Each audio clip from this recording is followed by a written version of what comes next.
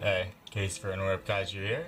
Welcome to Uneducated Reviews, where I review a film in a foreign language without a sub or a dub because there is none, and I try to give you my thoughts on the film, even though I probably don't know the whole story. Anyways, today I'm going to be looking at Young Goo and the Dinosaur Zuzu.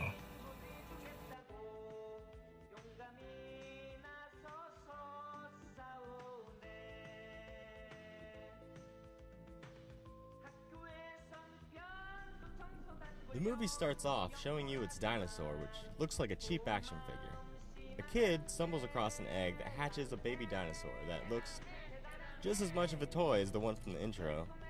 The kid goes back to school and tells everyone there about his encounter, but no one believes him and instead just laughs at him because that's just how most movies like this go, to be honest. The monster grows into a different, dare I say, better design and wanders out into the modern world. Eventually, a bunch of kids find it and start throwing rocks at it, because kids are assholes, I guess. The main character defends the dinosaur and tells the other kids to stop. He takes the dinosaur, who I assume is Zuzu based on the title, to his house, and he soon is hiding it from both his parents and the cops. I like the fact that the cops are looking for the dinosaur. All those kids saw it and would have told others, though they may be looking for these three thugs who at some point in the movie capture the main character and torture him, perhaps so he'll take them to Zuzu. Well, he does take them to Zuzu, and they capture him. Another monster, I'm guessing one of Zuzu's parents appear. It's the monster from the intro. The detail on its suit is a step up from the other creatures in this film, but far from good. The police open fire on the monster with their firearms, and for once in a giant monster movie, their guns seem to actually be doing damage to it. The military is eventually brought in to fight the monster, and it reveals it has some breath powers of sorts.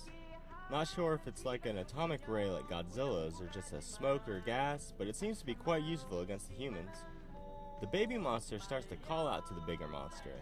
The bigger monster starts to destroy the city, which is awkward due to the stiffness of the creature, and the use of sparkler-like effects in one scene.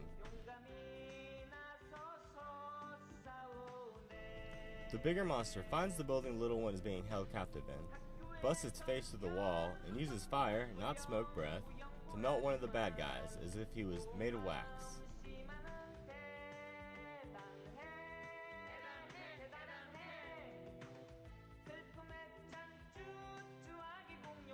At this point, it's just a straight kaiju film, with no more comedy, as the rest of the military bombards the bigger monster with tanks, jets, and ground units.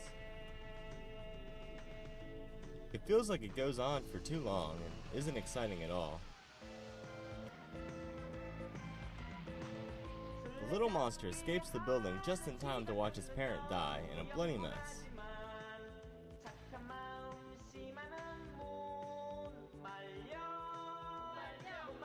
Which I think is the first time there's blood in the film, but man, it's all over the monster. And then the little one is shot and killed too, despite the pleas of the main character. As he cries over the dead body of Zuzu, the adult characters disperse and get on with their lives, and no one thinks to get rid of the corpses. Zuzu is revealed to still be alive, and it and the main character share a freeze frame while the credits roll. The main character is a bit too stupid to be relatable or likable. He does have at least one redeeming factor, as he sticks up for Zuzu when the others are hurting it, but that's about it. His design is terrible, with silly clothes and missing teeth. I'm not sure if they wanted him to be the village idiot or what, but the village idiot doesn't really fit the role for a protagonist unless there's a ton of character development, which he doesn't get. He's also tied up in the last third or more of the film, up until the final few minutes. The smaller monster's roar, if you want to call it that, is this squealing gwee noise, and it's pretty annoying. The adult monster's roar is better, but still bad. Kinda sounds like a boat engine that won't start. The worst part is that they're constantly roaring for minutes at a time. This film is obviously geared toward children, and there's some lowbrow humor. There's also a much overused Benny Hill style sped up running sequence. Oh, and there's this guy's face. I don't really know what's going on that, other than it vaguely resembles Jaws from the James Bond films. Some of the physical comedy was funny. I liked the music in the film.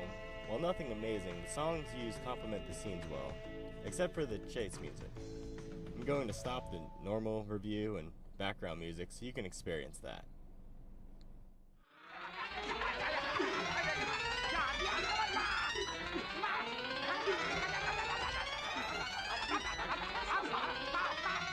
Fireworks is decent. It drops when characters drop, it shakes when there's a tremor or explosion. Just supplementary camera shifts when needed, not constantly shaking, except for a few seconds here and there. The lighting is good, and there are a few cool angles. The actual explosions, not the sparkler effects, look nice. The non-comedic actors seem to perform very well, and most of the comedic actors do a good job exaggerating facial expressions without overdoing it. I repeat, most of them. I like how the monsters blink and there's fog machines. There are small details like tiny cars moving in the road so it doesn't look like the monster is walking down an empty street, which is a nice touch.